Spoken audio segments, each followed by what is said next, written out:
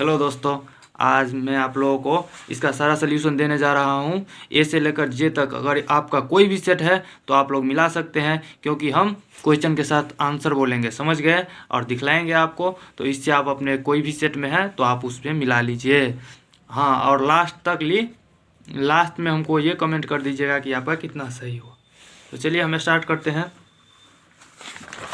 देखिए question number 1, सच्चिदानंद हीरानंद वात्स्यायन अग्नेय का जन्म कब हुआ था? तो इनका जन्म हुआ था 7 मार्च 1911 ईस्वी को। कब हुए थे? तो 7 मार्च 1911 ईस्वी को सच्चिदानंद सिन्हा हीरानंद वात्स्यायन अग्नेय का जन्म हुआ था। जायसी ने अपनी आँख की तुलना किससे की थी?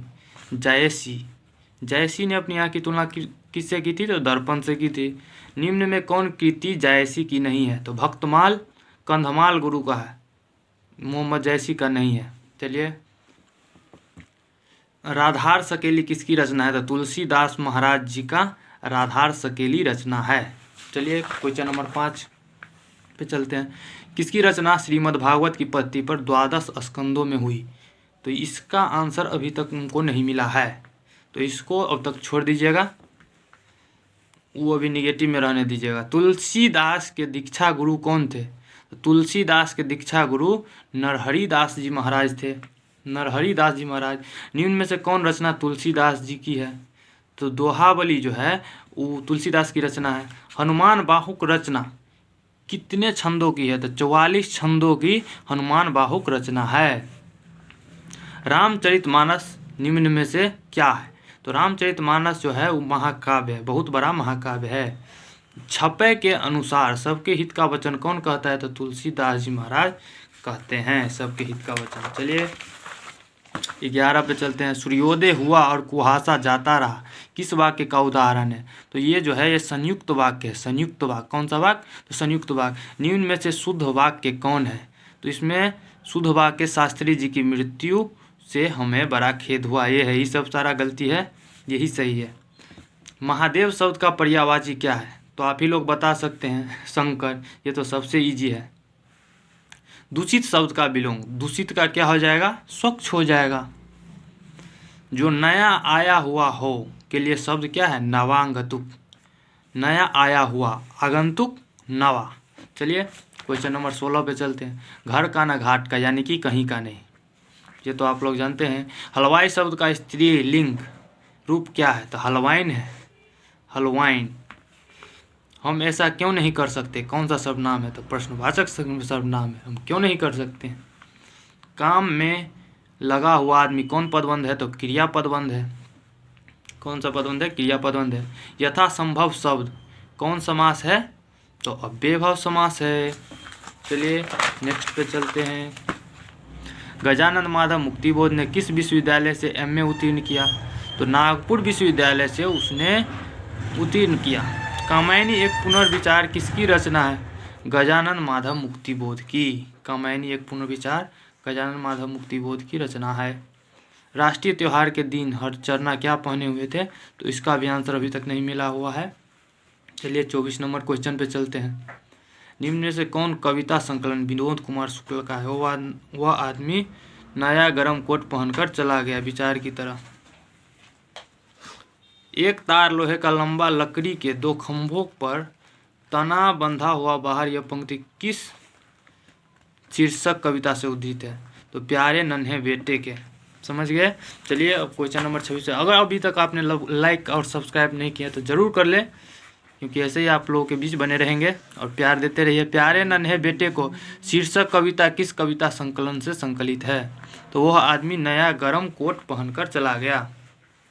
अशोक वाजपेयी का जन्म कब हुआ था? अशोक वाजपेयी जी का जन्म 16 जनवरी 1941 ईस्वी को हुआ था। पेड़ पर कमरा का अनुवाद किस भाषा में हुआ है? पेड़ पर कमरा का अनुवाद मैथिली भाषा में हुआ है। भगत सिंह का संपूर्ण परिवार क्या था? वही भगत सिंह, महान क्रांतिकारी भगत सिंह का परिवार क्या था? तो वो भी स्वाधीनता सेनानी थे, स्वाधीनता सेनानी। आत्महत्या एक घृणित अपराध है, यह पूर्णतः कायरता का कार्य है, कथन किसका है? तो यह भगत सिंह का है। चलिए क्वेश्चन नंबर 21 पे चलते हैं। 20 किलो चावल कौन सा विशेषण है? तो परिणामवाचक विशेषण है। कौन सा? परिमाण। राम सोता है कौन क्रिया है? तो राम सोता है, सोना एक अकर्मक क्रिया है, तो राम सोता है अकर्मक क्रिया है। लड़के ने पुस्तक पढ़ी है, यह किस काल का उदाहरण है? पढ़ी है यानी कि पढ़ लिया है, तो भूतकाल का। निम्न में अव्यव कौन है? तो बल्कि जो है वो अव्यव है। उपस्थित शब्द में उपसर्ग है, तो आप लोग गिनते रहिएगा अभी आप लोगों का कितना सही हुआ है। शक्ति शब्द में प्रत्यय है, तो ती जो है शक्ति प्रत्यय, शक्ति शब्द में प्रत्यय है, ती है। चलिए अजय शब्द का विशेषण बताइए, तो अजित होगा।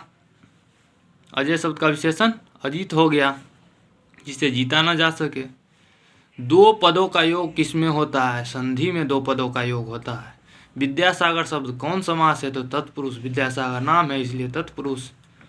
अग्नि का तद्भव रूप क्या है? तो आग जो है अग्नि का तद्भव रूप है। विध्यांचल शब्द संज्ञा है, व्यक्तिवाचक संज्ञा है। मुंह शब्द लिंग है, पुल्लिंग है। मुंह क्या है? पुल्लिंग है। संज्ञा शब्द क्या है? तत्सम है, संस्कृत से लिया हुआ, सीधा लिया हुआ शब्द है संज्ञा। चंचल शब्द का स्त्रीलिंग रूप क्या है? तो चंचला जो है चंचल शब्द का स्त्रीलिंग रूप है। निम्न में संबोधन कारक का विभक्ति चिन्ह कौन है? तो अरे जो है संबोधन कारक का विभक्ति चिन्ह है। शीला ने सावित्री को जी भर कोसा, किस कारक का उदाहरण है? तो कर्म कारक का उदाहरण है। ओ सॉरी, नहीं दिख रहा था, कर्म कारक का रूप है। जब कोई शब्द वाक्य में पिरो दिए जाते हैं तब क्या कहलाते? तो पद कहलाते। हाँ, पद कहलाते हैं। निम्न में द्रव्यवाचक संज्ञा कौन है?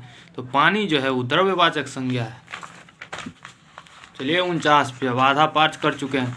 जो तक अभी तक लाइक नहीं किए हैं वो लाइक कर लीजिए, और जो सब्सक्राइब नहीं किए हैं सब्सक्राइब कर लीजिए। हिंदी में कुल कितने सर्वनाम है? तो हिंदी में 11 सर्वनाम है। यह कौन है जो वहाँ सो रहा है? किस सर्वनाम का उदाहरण है? तो प्रश्नवाचक सर्वनाम का उदाहरण है।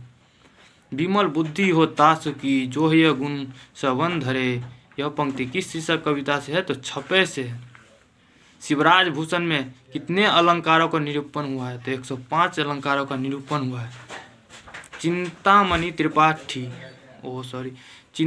त्रिपाठी मतीराम भूषण के कौन थे? भाई के रूप में थे। वो 3 भाई थे, चिंतामणि त्रिपाठी और मतीराम और भूषण, ये तीनों भाई थे। चलिए नेक्स्ट क्वेश्चन। तितली उपन्यास किसकी रचना है? तितली उपन्यास किसकी रचना है? जयशंकर प्रसाद की।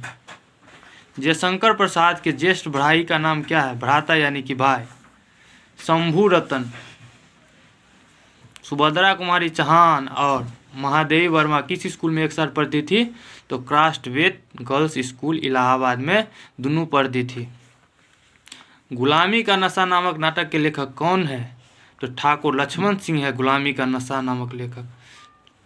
छोड़ काम दौड़ कर आई माँ का कर, जिस समय पुकारा, किस कविता की पंक्ति है? तो पुत्र वियोग कविता की पंक्ति है। Question number 59।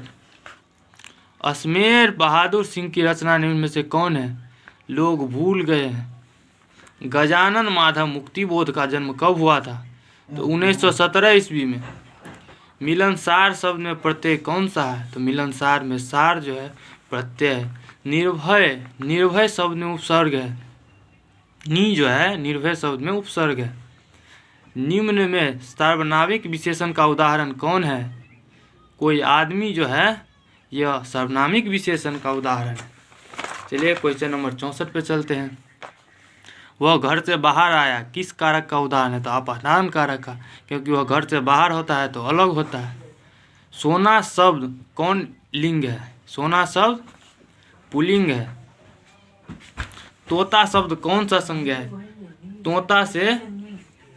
तोता से पूरा जाति का बोध होता है तो जातिवाचक। सत्याग्रह शब्द का संधि विच्छेद है, सत जोड़ आग्रह। घ का उच्चारण स्थान क्या है? कंठ। घ का उच्चारण स्थान क्या है? तो कंठ है।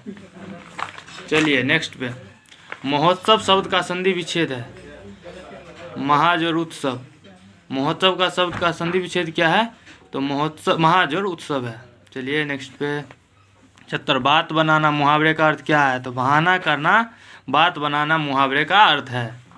गांव का घर शीर्षक कविता के रचनाकार कौन है? तो ज्ञानेंद्र पति है। 1995 ईस्वी में परिवेश सम्मान किसे प्राप्त हुआ? तो ओम प्रकाश वाल्मीकि जी को। जूठन शीर्षक पाठ में किसने झाड़ू छीनकर दूर फेंक दी? लेखक के पिताजी ने। चलिए नेक्स्ट क्वेश्चन। 1870 से 90 के बीच गाय डी मोपासा की कविता कितनी पुस्तक लिखी गई थी, प्रकाशित हुई थी? 3 पुस्तक प्रकाशित हुई थी। रस्सी का टुकड़ा शीर्षक पाठ के अनुसार काले चमड़े के बटुआ में क्या है? 200 फ्रैंक और कागजात। कारमेन पहले कितने बच्चों को खोज चुकी थी? तो इसका भी आंसर अभी तक नहीं प्राप्त हुआ है हमको। जौ का उच्चारण स्थान क्या है? तो जौ का उच्चारण स्थान तालु है। कवर्ग, चवर्ग, टवर्ग, तवर्ग, पवर्ग किस व्यंजन वर्ण के अंतर्गत आते हैं? तो स्पर्श व्यंजन वर्ण के अंतर्गत आते हैं। चलिए 79। निरोग शब्द का संधि विच्छेद नी जो रोग होता है। निरोग शब्द का संधि विच्छेद नी जो रोग होता है। निम्न में शुद्ध शब्द कौन है? तात्कालिक जो है शुद्ध शब्द है। ये भी गलत है, ये भी गलत है, ये भी गलत है। बालकृष्ण भट्ट के पिता पेशे से क्या थे? तो वो शिक्षक थे। 10वीं तक पढ़े थे लेकिन फिर भी शिक्षक थे। उसने कहा था शीर्षक कहानी के लेखक है। उसने कहा था शीर्षक कहानी के कौन लेखक है? तो चंद्रभर शर्मा गुलेरी जी है। उसने कहा था कहानी में लहना सिंह कहाँ का रहने वाला था? तो माझे का रहने वाला था लहना सिंह। लोकनायक के रूप में प्रसिद्ध कौन हुए? तो जयप्रकाश नारायण जी लोकनायक के रूप में प्रसिद्ध हुए। चलिए नेक्स्ट 85 नंबर। 1974 ईस्वी में जयप्रकाश नारायण ने किस आंदोलन का नेतृत्व किया था? किसान आंदोलन का नेतृत्व किया था। दल विहीन लोकतंत्र किस विचार का मुख्य राजनीतिक सिद्धांत है? तो अलगाववादी विचार का था। रामधारी सिंह दिनकर के पिता का क्या नाम था? तो रवि सिंह नाम था। रामधारी सिंह दिनकर के पिताजी का नाम रवि सिंह थे। निम्न में रामधारी सिंह दिनकर की रचना कौन है? तो उर्वशी है। क्या है? उर्वशी है। रामधारी सिंह दिनकर की रचना उर्वशी है। अर्धनारीश्वर शीर्षक पाठ में कौन स्वयं वीरता बन जाता है गया और नारी उसके कली मान लिया गया? तो जनता। नारी तो हम हूँ करी तब न किया विचार, जब जानी तब परी हरि नारी महाविकार। यह अर्धनारीश्वर कविता से पंक्ति अर्धनारीश्वर पाठ से संकलित है। चलिए 91 क्वेश्चन। जगदीश चंद्र माथुर ने किस विश्वविद्यालय से एमए उत्तीर्ण किए थे? इलाहाबाद विश्वविद्यालय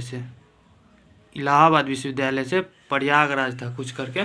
ओ मेरे सपने के शीर्षक एकांकी किसकी रचना है? तो जगदीश चंद्र माथुर जी की ही रचना है। ओ सदानीरा शीर्षक पाठ के लेखक सुल्तान ने घोड़े से उतरकर किस पर आघात किया था? विशाल बिटप के तने पर। दक्षिण बिहार के गया जिले से किस जाति के लोगों को चंपारण में नील की खेती के लिए लाया गया था? तो भुइयां जाति के लोगों को लाया गया था। भुइयां जाति। राजकुमार शुक्ल की मृत्यु कब हुई थी? तो 1930 ईस्वी में राजकुमार शुक्ल की मृत्यु हो गई थी। तो चलिए अब 96 पर चलते हैं। तो इसीलिए आप लोग जल्दी जल्दी लाइक और सब्सक्राइब ठोकिए। अब 96 क्वेश्चन। मोहन राकेश का जन्म कहाँ हुआ था? तो जंडी वाली गली अमृतसर पंजाब में हुआ था। फंसाने के लिए जंडी वाली गली सिर्फ दे दिए थे। सिपाही की माँ शीर्षक पाठ में कुंती कौन है? तो बिशन की पड़ोसन है। कौन है? बिशन की पड़ोसन। नामवर सिंह के पीएचडी का विषय था? तो हिंदी कहानी में मुस्लिम जीवन संदर्भ ये थे। समझ गए? अब वाद विवाद संवाद क्या है? तो आलोचनात्मक निबंधों की पुस्तक है। आचार्य रामचंद्र शुक्ल को सुरसागर परिसीमित लगा क्योंकि वह गीति काव्य था, इसीलिए उसको समझ में ज़्यादातर नहीं आया। तो चलिए अगर आप लोग अभी तक नहीं इस चैनल को सब्सक्राइब किए तो सब्सक्राइब कर लीजिए। आप लोगों को कितना सही हुआ वो भी हमको कमेंट में बतलाइए। धन्यवाद।